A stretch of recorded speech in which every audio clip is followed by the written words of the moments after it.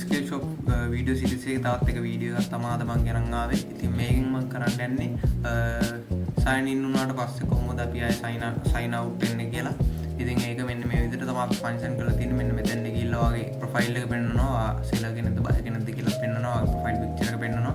එතෙන් ගිහිල්ලා ඒක එතෙන් ගිහිල්ලා අපි මේක ක්ලික් කරාට පස්සේ මෙන්න මේ විදිහට drop down එකක් යනවා. drop down එකේ dashboard my profile sign out කියලා දිනනවා. ඉතින් අපි sign out එක වුවාම මෙන්න මේ විදිහට අපි sign out වුණා. ඔන්න ඕක තමයි අපි sign out වෙන්න හදලා තියෙන්නේ. ඉතින් අපි මේක බලමු කොහොමද අපි කෝඩ් කරගෙන තියෙන්නේ කියලා.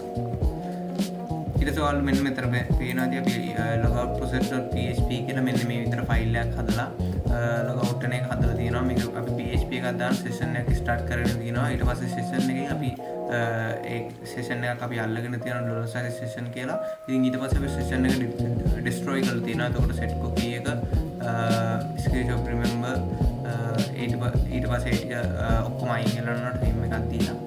ඉතින් ඔන්න ඔය විදිහට තමයි අපි ඒක දාලා තියෙන්නේ. ඊට පස්සේ header එක අපි මෙතන location එකක් දාලා තියෙන index.php කියලා logout success කියලා වැටෙන විදිහට. ඉතින් ඔන්න ඔය විදිහට තමයි මේකේ logout process එක අපි හදලා තියෙන්නේ. පොඩි code එකක් තමයි ඒකට දාන්න තියෙන්නේ. session එක destroy වෙන විදිහට තමයි මේ code එක හදලා තියෙන්නේ. ඊට පස්සේ ඔයාගේ sign in වෙන ඒවා ඔක්කොම අයින් කරලා logout එකට යනවා.